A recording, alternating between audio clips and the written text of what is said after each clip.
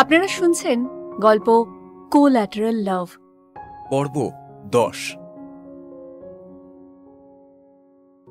রোহান বাড়িতে এসে প্রথমেই মৌয়ের রুমের দিকে দৌড়ে গেল। মৌয়ের রুমে খুব হালকা একটা গান বাজছে মিউজিক প্লেয়ারে, আর মৌ আড়াআড়ি ভাবে বিছানায় শুয়ে আছে, শাড়িটাও চেঞ্জ করেনি। রোহান মৌয়ের পাশে বসে মৌয়ের মাথায় হাত রাখল, কিন্তু মৌ চোখ খুলে তাকালো না। মৌয়ের দিকে ঝুঁকে মৌয়ের ডান গালে হাত রেখে মৌয়ের কপালে কপাল ঠেকিয়ে খুব আস্তে আস্তে রোহান বলল, একা চলে এলে? জানো আমার কত চিন্তা হচ্ছিল। এইটুকু রাস্তা গাড়ি চালিয়ে আসতে পারছিলাম না, খালি মনে হচ্ছিল কতক্ষণে একবার দেখবো তোমাকে। মৌ কোনো উত্তর দিল না, শুধু চোখ খুলে তাকালো। রোহান মৌয়ের মাথার পিছনে হাত রেখে খুব সাবধানে মৌকে বিছানা থেকে তুলে নিজের বুকে জড়িয়ে ধরল। তুমি চলে এলে এত তাড়াতাড়ি? তোমার থেকে বেশি জরুরি আমার কাছে কিছু নয়। আর তুমি কি চাও আমি তোমাকে ছেড়ে নিকির সঙ্গে থাকি? মৌ মাথা নেড়ে না বলল। তাহলে এসব কেন বলছো তুমি? ও যদি সত্যি কিছু করে ফেলে তখন কি হবে রোহান? এরকম কিছুই হবে না। তুমি এখন এসব কথা ছাড়ো আর যাও, ড্রেস চেঞ্জ করো। মৌ উঠে চলে যেতে গিয়ে আবার ফিরে এলো। কি? মৌ রোহানকে শক্ত করে জড়িয়ে ধরল। I love you Rohan, I love you. আমি তোমাকে ছাড়া থাকতে পারবো না। আমিও তোমাকে ছাড়া থাকতে পারবো না। লাভ ইউ তো পাগলি। মৌ রোহানকে ছেড়ে দিয়ে চলে যাচ্ছিল, তখনই রোহান মৌয়ের হাত ধরে টেনে নিজের কোলের উপর বসিয়ে দিল। কি হয়েছে? তোমাকে শাড়িতে খুব সুন্দর লাগছে। সকাল থেকে শাড়ি পরে ঘুরছি, আর এই দুপুরে তোমার মনে হচ্ছে আমাকে সুন্দর লাগছে? না, সকালেই দেখেছি কিন্তু বলার সুযোগ পাইনি, আর এখন যখন সুযোগ পেয়েছি সেটা কাজে লাগানো উচিত। মানে? রোহানের হাত মৌয়ের শাড়ি ভেদ করে কোমর স্পর্শ করতেই মৌ রোহানের শার্টটা খামচে ধরল। রোহানের নিঃশ্বাস মৌয়ের ঘাড়ে এসে পড়ছে, সাথে অজস্র ঠোঁটের স্পর্শ অনুভব করছে নিজের গলা ঘাড় জুড়ে। রোহানের মতো মৌও ধীরে ধীরে আচ্ছন্ন হয়ে পড়েছে রোহানের স্পর্শে। রোহান ধীরে ধীরে মৌয়ের ঠোঁটে ঠোঁট ডুবিয়ে দিল। মৌ দুহাতে রোহানকে জড়িয়ে ধরল শক্ত করে। মৌয়ের শরীরের সেই মিষ্টি ঘ্রাণে আচ্ছন্ন হয়ে পড়ে রোহান প্রতিবার যখনই মৌ কাছে আসে ওর। হঠাৎ রোহানের ফোন বেজে উঠতে রোহান মৌয়ের ঠোঁট ছেড়ে মৌয়ের কপালে কপাল ঠেকিয়ে চোখ বন্ধ করে বসে রইল। ফোনটা বাজছে তো, করো রোহান। ইচ্ছে করছে না। জরুরি হতে পারে না? রোহান পকেট থেকে ফোনটা বের করে দেখলো প্রিন্স কল করছে। প্রিন্স জিজ্ঞেস করলো, একদম ঠিক আছে? রোহান মৌকে জড়িয়ে ধরে বলল, যাক বাবা, বাঁচা গেছে। আমার তো চিন্তা হচ্ছিল, এমনিতেই ইমোশনাল ফুল, তার উপর আবার সফট হার্টেড, কোথায় কি করে বসে কে জানে। রোহান মৌয়ের গাল টিপে বলল, এটা একদম ঠিক বলেছো। এই জন্য তো আমারও চিন্তা হয়, এত বড় হয়েও বুদ্ধি শুদ্ধি হয়নি। সব যখন ঠিক আছে তাহলে আর চিন্তা নেই। ওকে বাই, কাল কলেজে দেখা হচ্ছে। হ্যাঁ bye, see you soon. Rohan কলটা কেটে দিল। তাহলে কি বলছে প্রিন্স? এটাই যে তোমার বুদ্ধি বলে কিচ্ছু নেই। বুদ্ধি নেই মানে কি? আমি মাইক্রোবায়োলজির স্টুডেন্ট, বুঝেছো? শুধু পড়াশোনা করলেই হলো না, রিয়েল লাইফেও চলার মতো বুদ্ধি থাকতে হয়। সেটাই তো, তোমার এত বেশি বুদ্ধি ছিল যে বুঝতেই পারোনি একটা মেয়ে কি ইন্টেনশন নিয়ে তোমার সঙ্গে কথা বলছে। ইরে, এবার তো নিজেই কেস খেয়ে গেলাম। মৌ উঠে চলে গেল ফ্রেশ হতে। দুজনে একসঙ্গে লাঞ্চ করার পর মৌ নিজের রুমে এসে একটা গল্পের বই নিয়ে সোফায় বসলো। রোহান এসে মৌয়ের হাত থেকে বইটা কেড়ে নিল। আরে, আমি এখন বইটা পড়বো রোহান, আমার পড়া হয়ে গেলে তোমাকে দিয়ে আসবো। আলাদা আলাদা করে পড়ার কি আছে, যখন একসঙ্গেই পড়তে পারবো। একসঙ্গে? রোহন মৌকে নিয়ে এসে বিছানায় বসলো। রোহন বিছানায় শুয়ে মৌকে টেনে নিজের বাঁ হাতের উপর শুইয়ে দিল। এরপর রোহন বইটা পড়তে শুরু করলো। রোহন পড়ছে আর মৌ শুনছে। বেশ কিছুটা সময় কেটে গেছে। রোহন পড়তে পড়তে হঠাৎ মৌয়ের দিকে তাকিয়ে দেখলো মৌ ঘুমিয়ে পড়েছে। রোহন বইটা রেখে দিয়ে বেশ কিছুক্ষণ মৌয়ের দিকে তাকিয়ে রইল। তারপর মৌকে আস্তে করে বালিশে শুইয়ে দিয়ে রোহন উঠে পড়ল। তোমার খুব কাছে থাকাটা দিনকে দিন রিস্কি হয়ে উঠছে আমার। তোমার কাছে আসলে আমি নিজের উপর থেকে নিয়ন্ত্রণ হারিয়ে ফেলি। আমি আগে এরকম ছিলাম, কিন্তু এখন কখনো কি ভেবেছিলাম নাকি আমি একজনকে এত ভালোবাসবো যে তার জন্য চিন্তায় আমার মাথা কাজ করা বন্ধ করে দেবে? I love you my princess. Rohan মৌয়ের কপালে আলতো করে ঠোঁট ছোঁয়ালো। সন্ধ্যা 6টা। মৌ ধীরে ধীরে চোখ খুলে উঠে বসলো। রুমটা পুরো অন্ধকার হয়ে আছে, তার উপর রোহনও নেই। তো এখানেই ছিল, কোথায় গেল? মৌ নিজের মনে মনে বলল। তখনই রুমের আলোটা জ্বলে উঠল। হলো ঘুম? কত ঘুমোতে পারো তুমি কে জানে।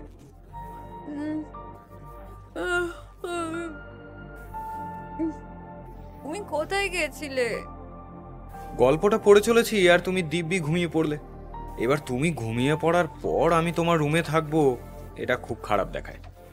আচ্ছা, তো সেইবার তুমি কি করে সারা রাত আমার সঙ্গে থেকে গেলে? তার উপর তুমি আমাকে কিসও করেছো।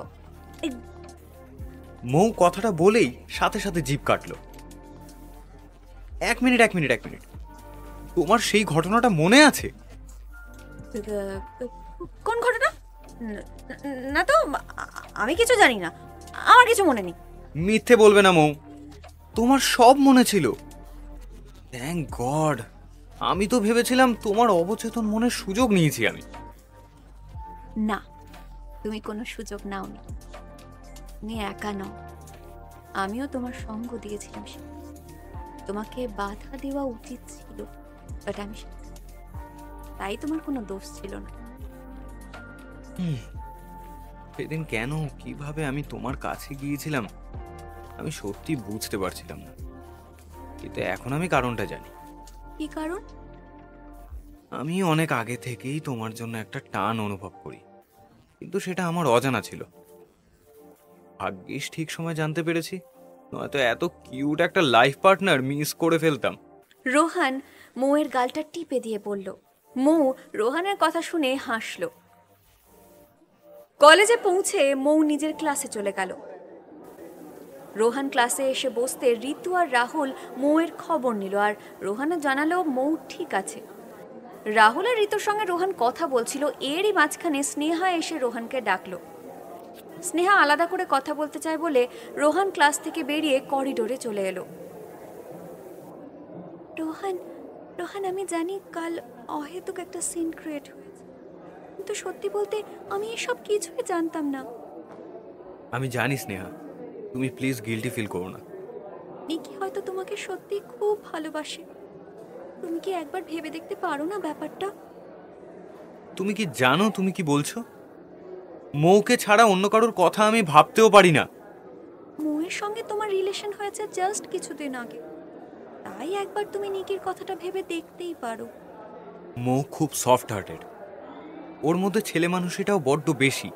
ও যদি শোনে এসব তাহলে কি হবে তোমার কোনো আইডিয়া নেই। খুব সামান্য ব্যাপারে কেঁদে ফেলে ও, আর এত বড় একটা কথা তো মেনে নিতেই পারবে না। আর সবচেয়ে বড় কথা হলো আমি ওকে কষ্ট দিতে পারবো না। আমি ওকে খুব ভালোবাসি, তাই ওকে বাদ দিয়ে অন্য কোনো মেয়ের কথা ভাবা আমার পক্ষে সম্ভব নয়।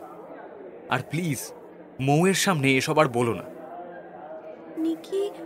নিকি কাল থেকে খাওয়া দাওয়া করছে না, আজ কলেজেও আসেনি। ভালোবাসতে না পারো, একবার ওর বাড়ি গিয়ে দেখা তো করতেই পারো, তাই না?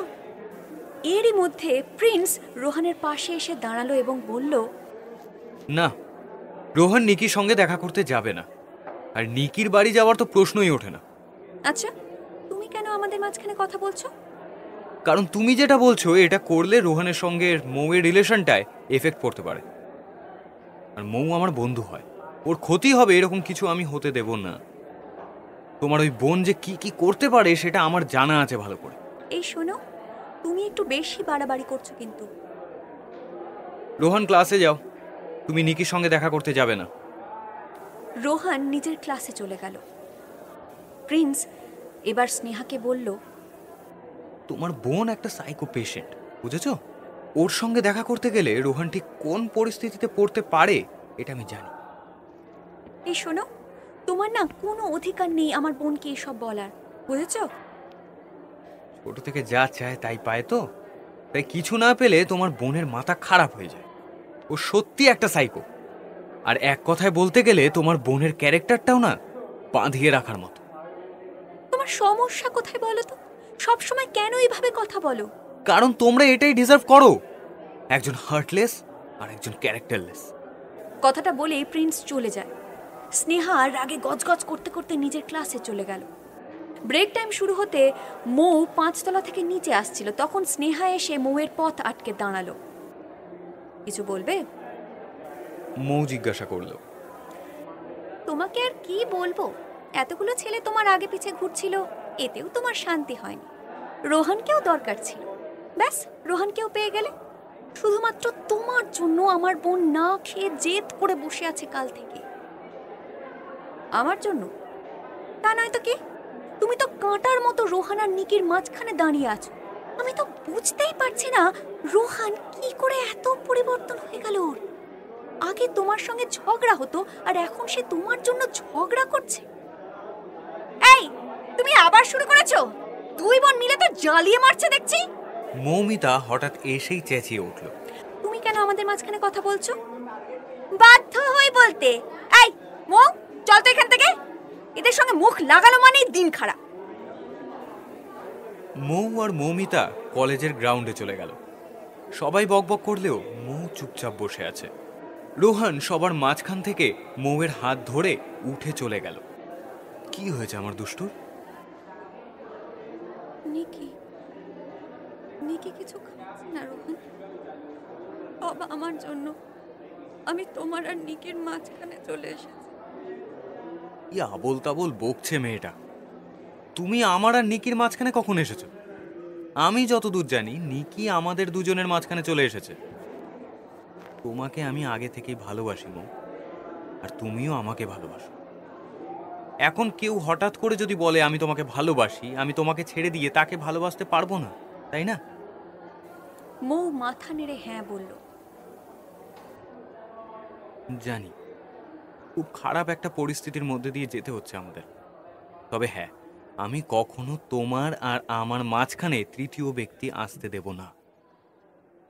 রোহান মৌয়ের গালে হাত রেখে বলল, আর আর নিকি যদি সত্যি কিছু করে ফেলে? দেখো মৌ, আমি সব সময় মেয়েদের সম্মান করেছি। তুমি কষ্ট পাচ্ছিলে জানা সত্ত্বেও আমি তোমার হয়ে একটা কথাও বলিনি, শুধুমাত্র স্নেহাকে ইনসাল্টের হাত থেকে বাঁচানোর জন্য। কিন্তু এইবার সত্যি আমার কিছু করার নেই। আমি কোনোভাবেই নিকিকে সাহায্য করতে পারবো না।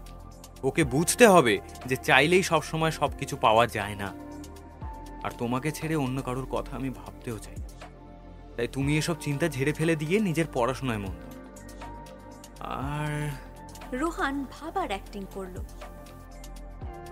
আর আমাকে ভালোবাসো। মৌ রোহানের কথা শুনে হেসে ফেলল। এক্সকিউজ মি দাদা ভাই, আপনাদের প্রেম আলাপ শেষ হলে দয়া করে ক্যান্টিনে আসবেন। আমাদের সবার খিদেতে পেটে ইঁদুর লাফাচ্ছে। আপনারা আসলে আমাদের খাওয়া শুরু করব, সাথে পেটের ইঁদুরগুলোকেও শান্ত করব। এই, আমি তোমার কোন জন্মের দাদা লাগি? হ্যাঁ, একটা গার্লফ্রেন্ড তো আছে, আর কি চাই তোমার? তাই বলে দাদা? This is not fair. Okay, baby বলে ডাকবো। রোহান বেবি, প্লিজ ক্যান্টিনে চলো। মৌমিতা ন্যাকামো করে বলল। রোহানও মৌমিতার হাত ধরে বলল, লেটস গো ডার্লিং। এই দেখ মৌ, তোর বয়ফ্রেন্ড কিন্তু হাতছাড়া হয়ে যাচ্ছে। থাক, নিয়ে যা তুই, আমি প্রিন্সের কাছে যাচ্ছি। এই এই এই এই না না না, একদম নয়। আমি থাকতে অন্য কারোর কাছে যাওয়া যাবে না। আরে তুমি মৌমিতা ডার্লিং এর সঙ্গে যাও। এই মৌ, নিয়ে যা। হ্যাঁ চলো রোহন। না বাবা থাক, কোনো দরকার নেই। আমি প্লে বয় নই বোন, আমার একটা সুইট গার্লফ্রেন্ড আছে আর আমি এতেই খুব খুশি। রোহনের মুখ দেখে মৌ আর মৌমিতা খুব জোরে হেসে উঠল। দেখ তোর বয়ফ্রেন্ড কিন্তু লাইনে এসে গেছে। আসতে বাধ্য রে, সোজা কথাই শুনলে ভালো, নয়তো আমিও প্রিন্সের কাছে চলে যাব। খুব শখ না, আমি যেতে দিলে তো। রোহান মৌয়ের হাত ধরে ক্যান্টিনের দিকে এগিয়ে গেল আর মৌ রোহানের দিকে তাকিয়ে নিজের মনেই হাসল। কলেজে ঢুকেই নিকিকে দেখে মৌ রোহানের হাতটা ছেড়ে দিল, কিন্তু রোহান মৌয়ের হাতটা শক্ত করে ধরে নিকির সামনে এসে দাঁড়ালো। এখন তুমি কেমন আছো? যেমন রেখেছো। দেখো নিকি, তোমাকে আমি আগেও যেটা বলেছি এখনো সেটাই বলবো। আমি মৌকে ভালোবাসি। তুমি যেমন স্নেহার বোন হও তেমন আমারও বোন হও। কখনো কোনো সাহায্যের দরকার পড়লে আমি তোমার সঙ্গে আছি, কিন্তু ভালোবাসাটা তো আর জোর করে হয় না, তাই না? তোমাকে আমি কখনোই সেই নজরে দেখিনি। কথাটা বলে রোহান মৌয়ের হাত ধরে কলেজ ক্যাম্পাসে চলে গেল। তোমার কি মনে হয় নিকি তোমার কথাটা বুঝেছে? জানি না, তবে আশা করছি বুঝেছে। তুমি এসব বাদ দাও আর ক্লাসে যাও। 10 মিনিটের মধ্যে ক্লাস শুরু হবে তোমার। মৌ। মৌ রোহানের দিকে ঘুরে তাকাতে রোহান কোনো আওয়াজ না করে শুধু ঠোঁট নেড়ে বলল, আই লাভ ইউ। মৌ হাসতে হাসতে ক্লাসে চলে গেল। Good morning sweetie. Very good morning. Prince বলল, আজ খুব খুশি মনে হচ্ছে, কোনো ভালো খবর? না সেরকম কিছু না। নিচে এক্ষুনি নিকির সঙ্গে দেখা হলো। রোহান ওকে আবার বোঝালো, হয়তো ও বুঝেছে। ঘোড়ার ডিম বুঝেছে, কিচ্ছু বোঝেনি। তুমি ওকে চেনো না? এই তুমি চেনো নাকি? হ্যাঁ, না মানে মেয়েদের দেখলে আমি বলতে পারি কে কিরকম। বাবা, তোমার তো দারুণ ট্যালেন্ট দেখছি। ইতিমধ্যে ঋষি হাঁপাতে হাঁপাতে এসে বলল, হেই, গুড মর্নিং এভরিওয়ান। আরে বাপরে, ভেরি গুড মর্নিং। প্রিন্স বলল, কোথায় ছিলি এতক্ষণ তুই? রোজ লেট করছিস এখন। ঘুম থেকে উঠতে দেরি হয়ে গেছিল রে, দেখছিস তো দৌড়ে দৌড়ে এলাম। এই রোজ দেরি হয় কি করে রে? রাতে ঘাস কাটো নাকি নাকি প্রেম করো? আমি না, তুমি প্রেম করছো। সে তো সবাই জানে। দাঁড়াও, তোমার খবর নিচ্ছি আমি। এই চুপ কর চুপ কর, প্রফেসর আসছেন। প্রফেসর আসতেই সবাই চুপচাপ বসলো আর ক্লাস শুরু হলো। ব্রেক টাইম হতে মৌ আর মৌমিতা ওপর থেকে নিচে নেমে আসছিল। 3 তলায় আসতে দেখলো নিকি পড়ে যাচ্ছে আর রোহন ওর হাতটা ধরে আছে। দেখেই মৌমিতা বলে উঠল, দেখ, চুড়েলটার নজর এখনো রোহানের উপর থেকে সরেনি। মৌমিতার কথা শুনে মৌ বলল, একে টাইট তো আমি দেব। এই চল তো। মৌ সামনে যেতেই নিকি নিজের হাতটা ঝটকা মেরে সরিয়ে নিল রোহনের হাত থেকে। সরি, বিশ্বাস করো আমি কিছু করিনি। আসলে আমি পড়ে যাচ্ছিলাম। এ তো দেখতেই পেলাম তুমি পড়ে যাচ্ছিলে, কিন্তু পড়লে কি করে? আরে হাওয়ায় ধাক্কা লেগে। মৌমিতা ব্যঙ্গ করে বলে উঠল, ঠিক বলেছিস মৌ। নিকি, ভালো করে খাওয়া দাওয়া করো। দেখেছো তো, সামান্য হাওয়ার ধাক্কায় পড়ে যাচ্ছ তুমি। এবার তো রোহান ধরে নিয়েছে, কিন্তু বারবার কে ধরবে বলো তো? মৌ বলল, আরে সেটাই তো। আরে সাবধানে চলাফেরা করবে, ঠিক আছে? নিকি মাথা নেড়ে হ্যাঁ বলে চলে গেল আর মৌ আর সাথে মৌমিতা খুব জোরে হেসে উঠল।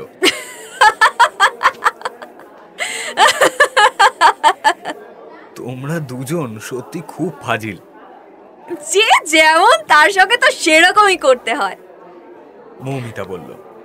আর তুমি এবার থেকে যদি তোমাকে নিকির আশেপাশেও দেখেছি না, তো আমার থেকে খারাপ কেউ হবে না। আরে কি সমস্যা? আমি ওর কাছে কোথায় গেলাম? দেখো, আমি আমার ক্লাসের সামনে দাঁড়িয়ে আছি। সেই জন্যই তো বেঁচে গেলে। চলো এবার নিচে। মৌ আর মৌমিতা সাথে রোহন ক্যান্টিনে চলে এলো। প্রিন্স, ঋষি আর ঋতু আগে থেকেই অপেক্ষা করছিল ওদের জন্য।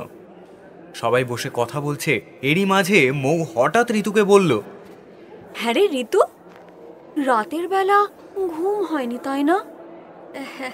হ্যাঁ, ঠিক বলেছ। এই না মানে, হ্যাঁ মানে, তুমি কি করে জানলে? এই তুমি বারবার হাই তুলছো তাই বললাম। এই সবচেয়ে মজার বিষয় কি জানো, কিছুদিন ধরে না ঋষিরও রাতে ঘুম হয় না, সকালে দেরি করে ওঠে। এই মৌ, তুই কি বলতে চাইছো বলো তো? ঋষি বলে উঠল। না বা, আমি জাস্ট বলছি, হোয়াট আ কোইন্সিডেন্স। হ্যাঁ, সেটাই তো দেখছি। মৌমিতা হাসতে হাসতে বলল। তোমরা দুজন হাসছো কেন বলো তো? এই ঋষি, তোমার কাছে ঋতুর ফোন নাম্বার আছে? হ্যাঁ আছে, তো না থাকার কি আছে? দেখলি, আমি বলেছিলাম না? আমার কথা মিললো তো? এই মৌমিতা, তোমরা দুজন মিলে কি নিয়ে কথা বলছো বলো তো? আমরা কিন্তু সত্যি বুঝতে পারছি না কিছু। আরে ওদের কথা ছাড়তো, ওরা দুজনে পাগল এক একটা। এই ঋতু, এখনো সত্যিটা বলবে কিনা বলো? কি সত্যি? এখনো বলবে না তুমি? আমরা না তোমার বন্ধু হই? এই, আরে তোমরা দুজন ওর উপরে চড়াও হয়েছো কেন বলো তো? ঋষি মাঝখান থেকে বলে উঠল। আচ্ছা, তোমার কি সমস্যা? তোমাকে কিছু বলেছি? ওহো, তুমি নিজের মুখে বলতে চাও? ওকে ওকে, বলো বলো বলো, আমি শুনছি। আরে কি বলবো, কি সব বলছো ভুলভাল। মৌ, একটু ক্লিয়ার করে বলো তো কি হয়েছে? রোহন জিজ্ঞাসা করলো। কি আর হবে, ঋষি ঋতুর সঙ্গে প্রেম করছে। হোয়াট? প্রিন্স আর রোহন একসঙ্গে বলল। ইয়েস। মৌ আর মৌমিতা একসঙ্গে বলল। ঋষি বলল, আরে এই এই সব মিথ্যে কথা কিন্তু। এই, একদম মিথ্যা বলবে না ঋষি। কাউকে ভালোবাসলে দুনিয়ার সামনে স্বীকার করার সৎ সাহসটাও রাখতে হয়। হ্যাঁ, আসলে আমি ওকে প্রপোজ করেছি, কিন্তু ও কোনো উত্তর দেয়নি এখনো অবধি, তাই আমি কাউকেই জানাইনি। ঋষি গো বেচারার মতো মুখ করে বলল। তুমি আমার গো বেচারা বন্ধুটার প্রপোজাল অ্যাকসেপ্ট করছো না কেন? তুমিও তো ওকে ভালোবাসো, তাই না? মৌ বলে উঠল। আসলে আমি, আরে এটাই উপযুক্ত সময়, হ্যাঁ বলে দাও। বলো ঋতু। ঋতু ঋষির দিকে তাকিয়ে হ্যাঁ বলতেই মৌ আর মৌমিতা খুশিতে লাফিয়ে উঠল। ওয়াও, ঋষি, এবার আমাদের ট্রিট দাও। তোমার ট্রিটটাও তো বাকি আছে, আগে তুমি ট্রিট দাও। এই রবিবার গেট টুগেদার হবে আমাদের বাড়িতে, ওকে? ঋষির কথা শুনে রোহন বলে উঠল, এ সত্যি? রোহন মাথা নেড়ে হ্যাঁ বলল। প্রিন্স এবারে বলল, সবই তো ঠিক আছে, কিন্তু তোমরা দুজন জানলে কি করে এদের কথা?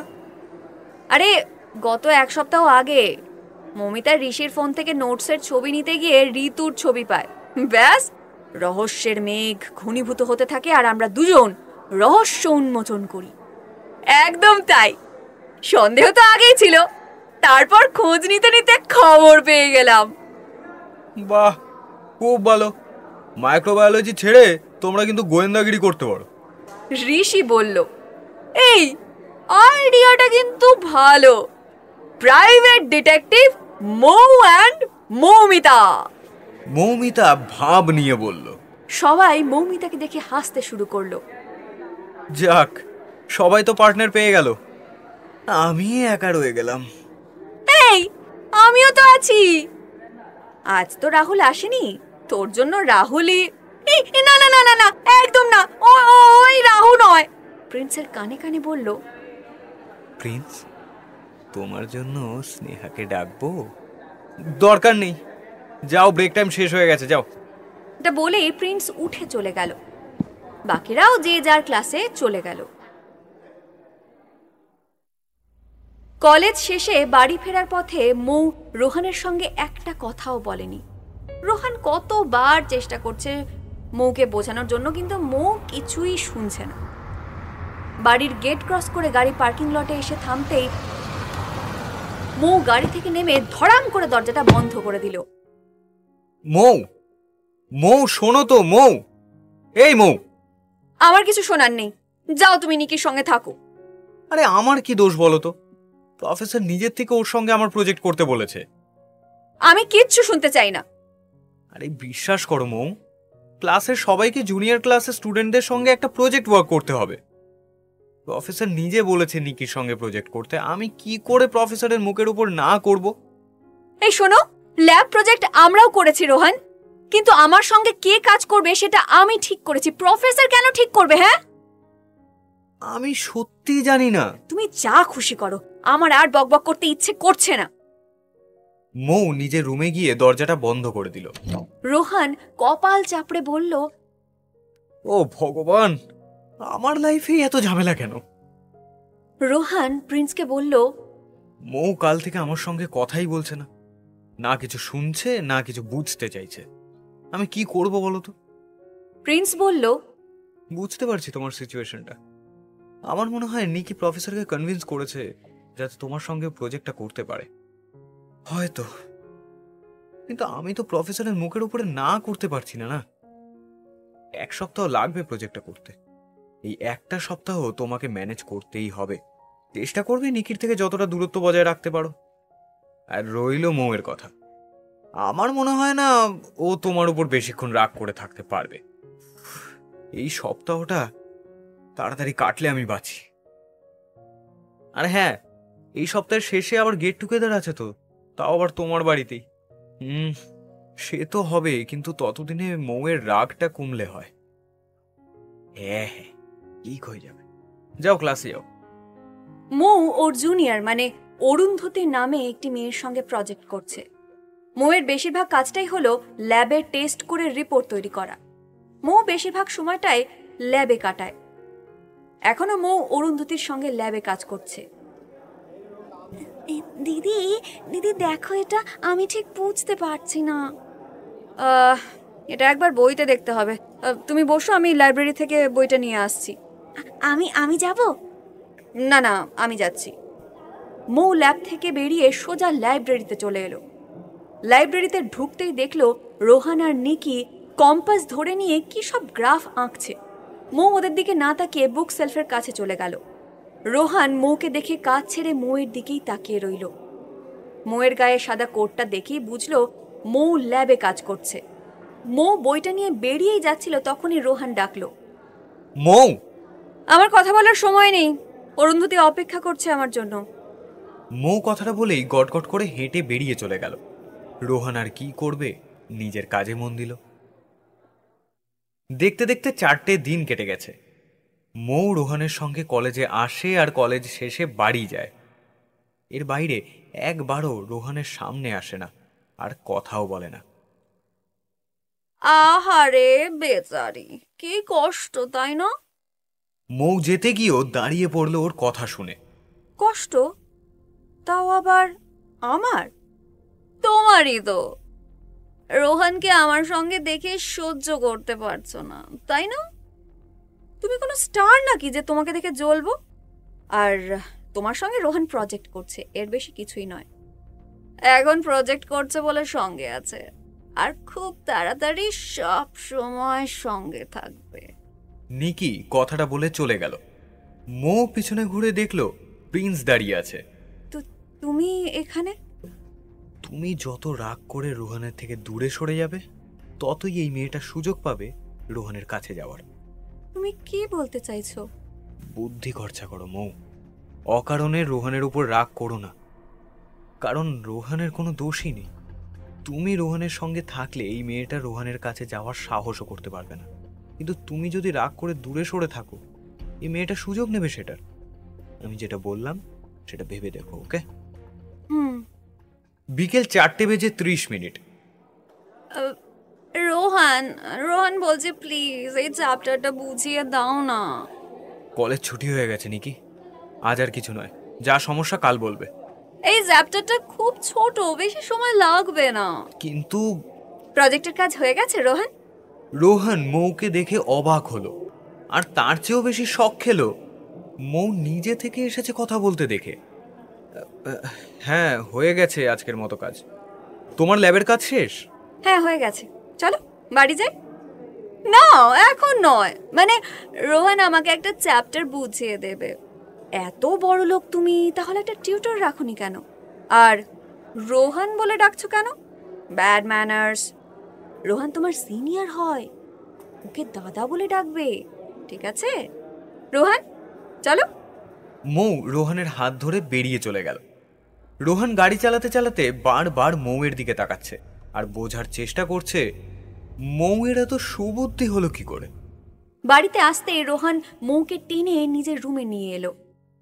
এই কি ব্যাপার বলো তো, নিজে থেকে আজ কথা বললে কেন, তোমার কি খুব সুবিধা হচ্ছিল আমি কথা না বলায়? না সেটা নয়, এতদিন আমি কথা বলার চেষ্টা করছি কিন্তু তুমি কথা বলনি।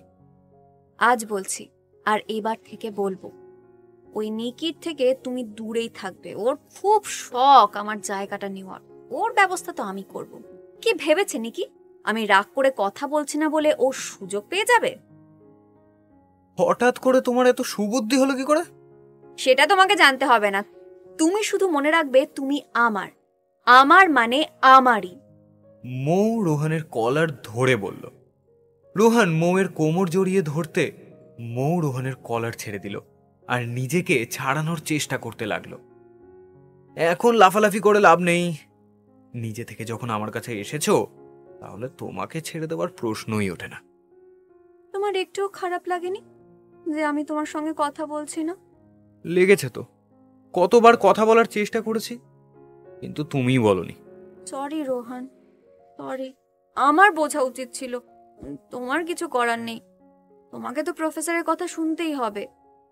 এসব বাদ দাও তো, প্রায় 4 দিন পর আজ তোমাকে কাছে পেয়েছি, এত তাড়াতাড়ি ছাড়ছি না। রোহান মৌয়ের গলা থেকে টাইটা খুলে শার্টের প্রথম দুটো বোতাম খুলে দিয়ে মৌয়ের গলায় মুখ ডোবালো। পিছুতে পিছুতে মৌ রোহানকে নিয়েই পড়ল সোফায়। মৌয়ের গলা থেকে মুখ তুলে রোহান মৌয়ের ঠোঁটে ঠোঁট ছোঁয়ালো। মৌ চোখ বন্ধ করে রোহানের শার্ট খামচে ধরল। রোহান মৌকে ছেড়ে দিয়ে মৌয়ের চোখের দিকে তাকালো। মৌ ঠোঁট কামড়ে রোহানের দিকেই তাকিয়ে আছে। মৌ রোহানের কপালে দু গালে কিস করতে রোহান মিষ্টি করে হাসল।